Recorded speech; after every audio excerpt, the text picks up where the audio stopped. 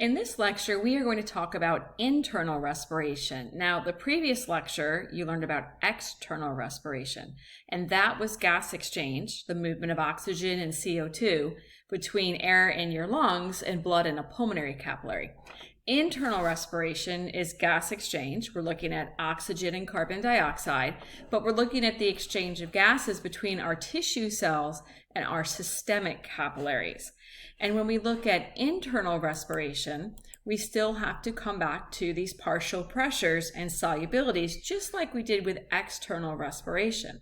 Now, remember, we've already talked about O2 rich and O2 poor blood. And if we were going to look at some of the numbers associated with these, we know that in this instance, we have blood coming from our systemic arteries. Now remember that when the blood comes from those arteries, it's O2 rich blood because it's coming from the left ventricle of the heart through the aorta. And we know that O2 rich blood is going to have a high PO2, so it has a PO2 of 104. Now remember that those tissue cells have the mitochondria, and the mitochondria are constantly sucking in oxygen because they're making ATP. And so when the oxygen enters a cell, it's always going to be low inside the cell, and it's around 40 in typical cells. And again, that O2 is being used up by the mitochondria, and then as they produce ATP, aerobic respiration, they need all that oxygen. So the oxygen here, again, is going to leave the blood and enter the cell. So we would say we have O2 unloading. And when that blood drops off oxygen and it leaves, it's going to be collected into systemic veins, which are then going to drain into either the inferior vena cava or the superior vena cava. And that we know systemic veins are going to have O2 poor blood, and they're going to have a PO2 of 40. So oxygen comes in, some of it is unloaded to the cell, and then it leaves in the venous blood. Well, we also know that the CO2 is produced by those mitochondria, right? They're making CO2 as a waste product. So when we have O2 rich blood, that would be CO2 poor. It always has less CO2. So this blood coming in my arteries and my arterial blood has a PCO2 of 40. But again, my tissue cells, it's always greater because the mitochondria produce all that CO2 and they need to get rid of it. And so when the blood comes in, we use diffusion.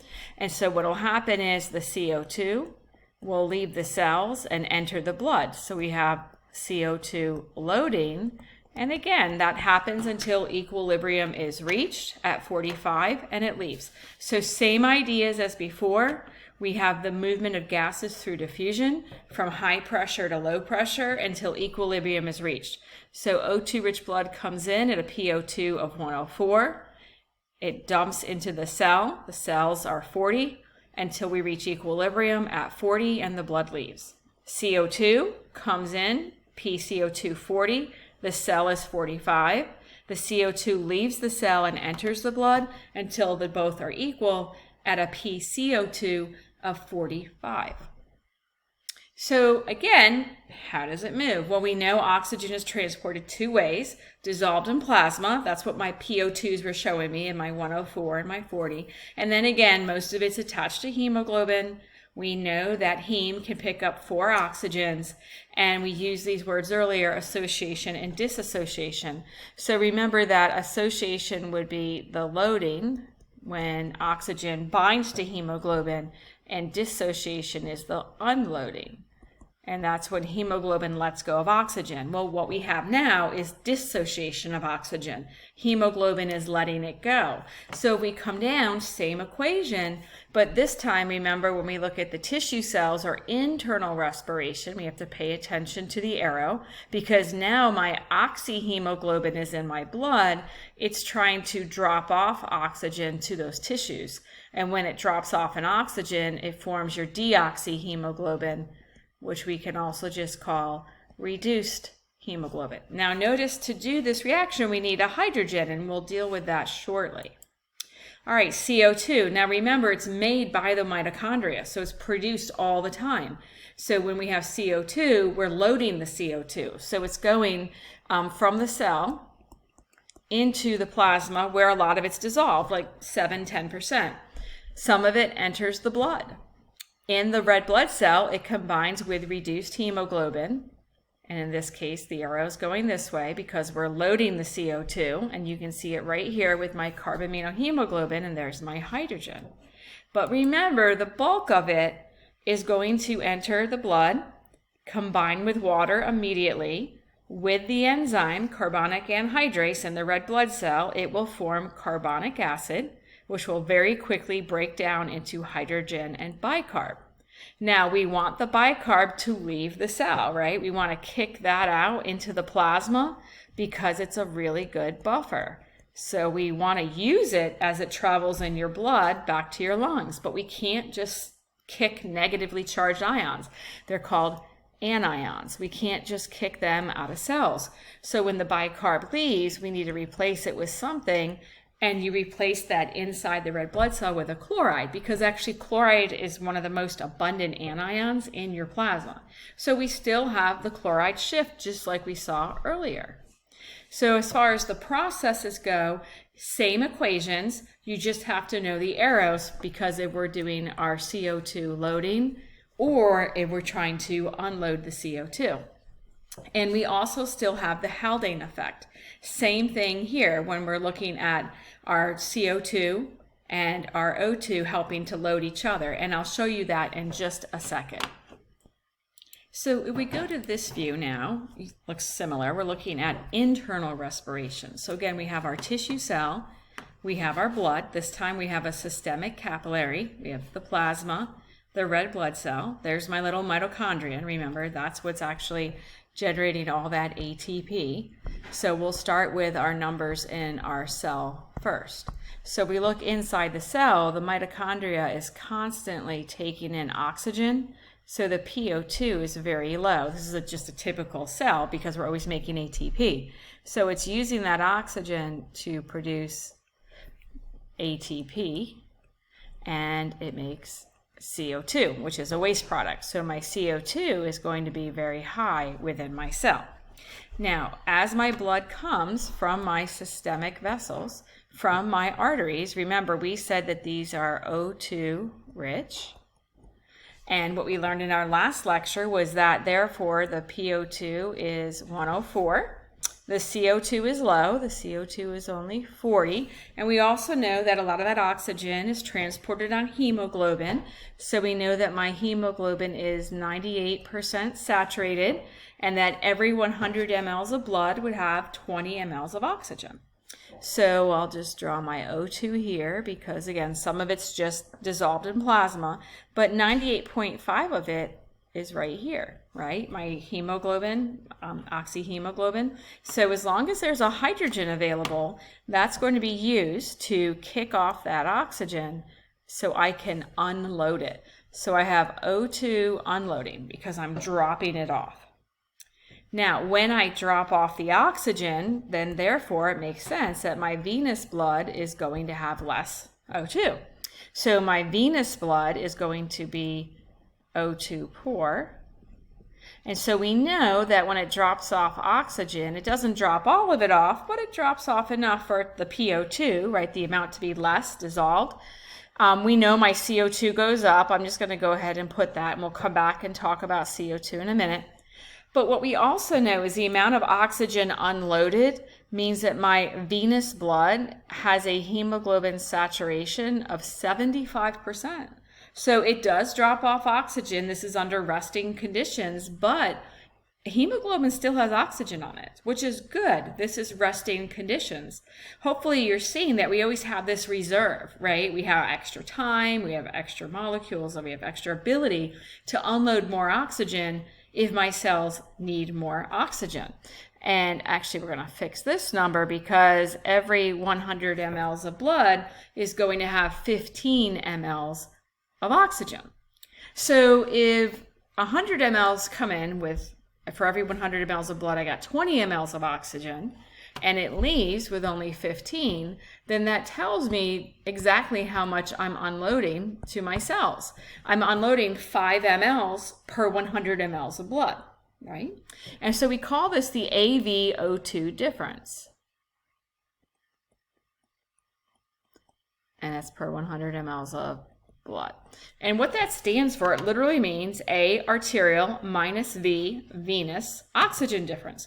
So if I know how much oxygen comes in the artery and I know how much oxygen leaves in the vein, the difference is what got unloaded. So I can quantify the amount of oxygen that gets unloaded to my cell. And at rest, it's 5 mLs for every 100 mLs of blood. And that number can change, and we'll be going into that shortly. So I'm having a little technical trouble. There might be a blip there. Let's look at CO2 next. So we know that CO2 is loading, right? The mitochondria are producing it, and the cell has to get rid of it. It's a waste product. So the CO2 enters the blood, and there's 3 ways it's transported. Now, some of it just dissolves in plasma, and that's what gives me my 45, right? My PCO2, 7 to 10%. Some of it comes in and combines with reduced hemoglobin. Notice the direction of the arrow, and that's going to form my carbaminohemoglobin, and there's a hydrogen. Most of it is going to come into the red blood cell and combine with water, and then that's going to form your carbonic acid, and that's going to break down into bicarb and hydrogen. Now remember, we have this enzyme, carbonic anhydrase, in the red blood cell that allows this reaction to happen much faster. Now when we get that bicarb is going to leave and it's going to go out in the plasma. Remember, it's going to buffer as it works its way back up to the lungs. Whereas I need to replace the negative charge. You can't just kick out, anions, negatively charged particles, right? So my anion that's most numerous in my plasma is chloride. So chloride enters and I have the chloride shift again to just replace and balance out that charge. So we have the Haldane effect again, as I mentioned. And again, notice that as we load CO2, as we produce CO2 and load it, we generate hydrogen ions. And then those hydrogen ions are going to be the same hydrogens that are used to kick off or unload my oxygen. So my CO2 loading is going to increase my O2 unloading, and then that gives me my reduced hemoglobin, which helps me load even more CO2. So we have this cyclic nature happening here for this internal respiration, just very similar to external, it's just the opposite direction. So when we're looking at oxygen transport, we need to look at some things about how it binds. Now, in your notes, you have 2 terms to define. You have the AVO2 difference, which we already mentioned, right? Arterial minus venous, that's the amount of oxygen unloaded to your tissue cells, and at rest it's 5 mLs per 100 mLs of blood. There's also a word in your notes called affinity that you've probably heard of before. And affinity is how strong something is attracted to it. So we'll be talking about the affinity between oxygen and hemoglobin, because if hemoglobin's affinity for oxygen goes up, then hemoglobin will not let it go. So your AVO2 difference would decrease because hemoglobin won't let it go. If something lowers hemoglobin's affinity for oxygen, then hemoglobin lets it go. And as you can guess, your AVO2 difference would go up. So there's some factors that affect that, and that's what we're looking at next. But the first thing I have to show you is the oxygen hemoglobin dissociation curve. Remember, dissociation is letting go. It's showing you the unloading. And so we look at this curve, there's a couple things that we would notice looking at this. So first of all, if you look at the PO2 on the x-axis, and you see how saturated hemoglobin is here on the Y, well, the first thing makes sense, right? As our PO2 goes up, more hemoglobin is saturated, because that means there's more oxygen, so more oxygen will be carried by hemoglobin. And as my PO2 falls, so does my hemoglobin saturation. But I want you to notice this curve is not linear. See how it's, if it were linear, it'd be more like that. And so if I had a linear curve, and I just pick a random number, that's not the best straight line, but at any given PO2, notice if it was linear, hemoglobin is much less saturated than it is with the actual curve. And so the curve is not linear, it's kind of flat at the higher, basically PO2 levels, if you run between 80 and 100 here, which is good. So what that means is because the shape of the curve is not linear, it means you can have big changes in PO2. So my PO2 can fall from like 100 to 90, and that doesn't really change how saturated hemoglobin is. So yeah, there's less in my plasma, right? Because my PO2 is my plasma, but hemoglobin's still able to hold on to quite a bit. So it's good. We have this like protective mechanism here to protect our hemoglobin and help it still grab oxygen, even if our PO2 levels should decrease. Now, we already said that normally every 100 mLs of blood has 20 mLs of oxygen. And again, when we're looking at, systemic blood, we're looking at arterial blood, O2 rich blood. And we said that it's also, the other way we measure this is that it's 98% saturated. So when hemoglobin goes by the tissue cells and it drops off oxygen, if we were to come down here and look at a PO2 of 40, remember it's 40 when it leaves, we would see that it's still 75% saturated. So that's kind of amazing, right? That when the hemoglobin leaves, after dropping that off, it's still fairly saturated. So we have some oxygen there. We should need it. Now, how do we measure this? You've probably seen a pulse ox before. So this is just a little device you put on your finger. It uses infrared and it just shoots a light through and it's able to calculate the amount of oxygen. So sometimes it's called SpO2 or just O2 sat of your hemoglobin, and it should be normally around 98%. So these are really handy to have if you have pneumonia or when we had COVID outbreaks and people were worried, or if you're having an asthma attack or bronchitis, because this really should be around 98%. It might fluctuate a little bit down to like 96, 95, but if this starts like regularly reading lower 90s, you need to get checked out, because if it falls that low, then there's clearly something going on, right? If our hemoglobin sat starts to fall, we know there's something going on with either your lungs or your blood and ability to basically move that. So I like this picture because it gives you the quick view of the PO2 with the hemoglobin sat. You don't have to try to drop a line and look at it. So again, notice, we drop our PO2 down to 90 or 80. Look how saturated hemoglobin still is. So that's good. That's helpful. And we said that when the venous blood leaves, it's still 75% saturated. So, we mentioned tools, right? Ways of measuring this. So we know how much oxygen is unloaded. We know the A minus V O2 difference. And we also understand that if that's 5, that venous blood should therefore have 15 mLs because 5 of it leaves.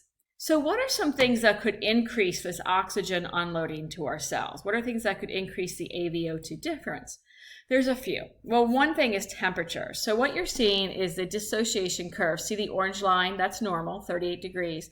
Notice that when we get warmer temperatures, see how it shifts over to the right?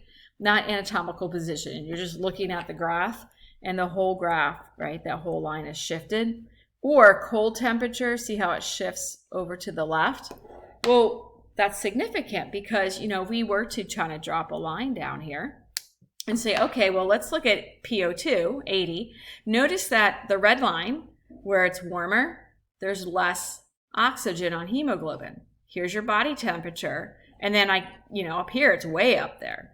And so what this is showing you is that when we have higher temperatures, hemoglobin's affinity for oxygen decreases.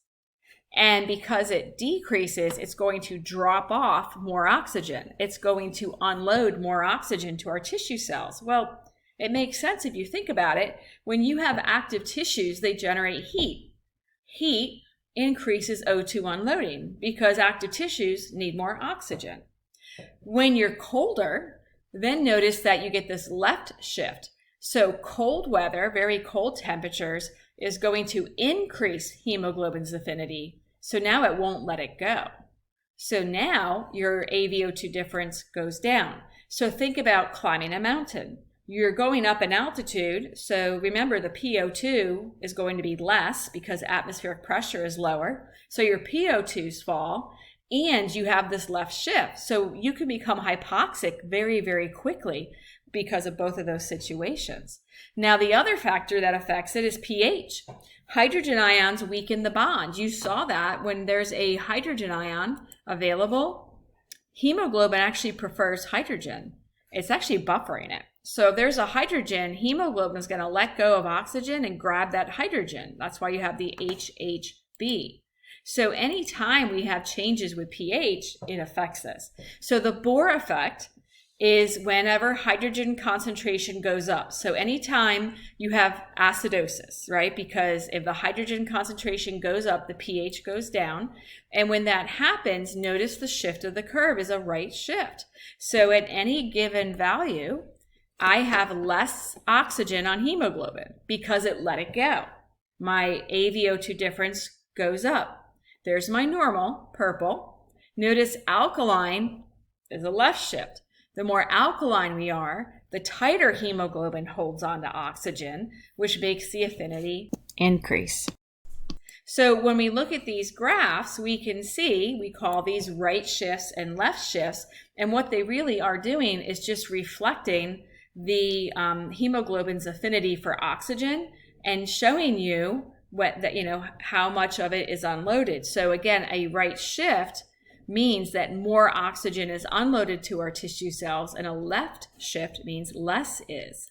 Now, the last factor that can affect this curve is something called 2,3, you can call it BPG or DPG, biphospho or diphospho. We're just going to say 2,3 BPG, or just know you might see it with the D for di.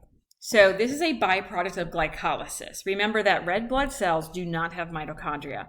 So when they're making ATP, the only way they do it is glycolysis. So if a red blood cell's metabolic rate goes up, you have more of this because it's a byproduct. Well, a red blood cell has mainly one job, deliver oxygen. It does deliver some CO2, but 98.5% of the oxygen is delivered.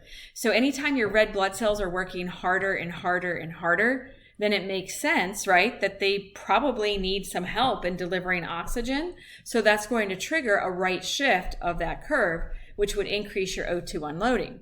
And I wanted to make sure I mentioned this clearly when we looked at pH, because, when we're looking at pH, right, if my pH decreases, that's a sign that I probably need more oxygen. So when we're working at a high intensity, like think about exercise, we might make lactate or lactic acid. That's going to lower the pH. So therefore, that's a signal, hey, bring more oxygen. Or when cardiac muscle is working anaerobically, it makes lactate. That's a signal, bring me more oxygen. So these are all factors that are going to help with that unloading of the oxygen. So when we're looking at this, we can think of a right shift or a left shift, and it's basically showing you a few things. So the right shift is always showing you that hemoglobin's affinity is decreasing, where the left shift is the opposite. It's going up.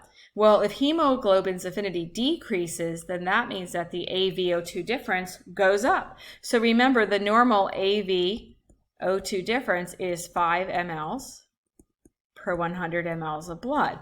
And we knew that because we knew that the arterial blood coming in had 20, right, mLs per 100 mLs. And we knew that when it left, it had 15. And so that difference is 5. So maybe you have a right shift, temperature goes up. And maybe now that's not 5. Maybe that goes up to 10. Well, that goes up to 10, then now my venous blood goes down, right? So remember, we have that reserve in our blood, and it's there if we need it, which is really, really good. Well, if I have a left shift and the affinity goes up, now my AVO2 difference goes down. I have less oxygen, right? Less oxygen is being unloaded to my cells. So when we have temperature, we know higher temperatures will cause a right shift, whereas lower would cause a left. We know that lower pH, right, more acidic causes a right shift, whereas the higher pH causes the left. And we know that anytime our red cell makes more of that 2,3 BPG, that will also trigger the right shift, whereas if it should drop, would trigger the left. So hopefully it's helpful to put it in a table like this. And don't forget that the Mastering Anatomy has that interactive physiology. It's really good, and it goes over respiratory. Just coming back, we talked about fetal hemoglobin in blood, but I think I showed you the same graph, but just know that fetal hemoglobin, if we look at it, see how it has a left shift? What that means is it holds on, right? It has a higher affinity. And that's important because the fetal hemoglobin needs to have a higher affinity for mom's oxygen so it can take it from mom. Otherwise, the fetus couldn't take the oxygen away from the mother. And then I just want to close out this with some terms as far as oxygen transport. So when we say anoxia, that means zero. There's no oxygen being transported. So the person's like stopped breathing, there's no oxygen. Hypoxia is low oxygen. Tissues become hypoxic. So there's different forms of hypoxia. So one is called anemic hypoxia. So this is caused by something in the blood. We talked about types of anemia already. So either you don't have the hemoglobin, you don't have the red blood cells, all of those would cause anemic hypoxia. Maybe there's a problem in circulation. Maybe there's a thrombus, right? And blood can't flow. So that can either be called stagnant or ischemic hypoxia. If the problem's your lungs, where you're not ventilating, pneumonia, bronchitis, we call that hypoxemic. Or maybe you're totally healthy, but you're up in altitude and you're hypoxic because it's cold and you have a left shift and your atmospheric pressure has fallen, so your PO2s have also fallen.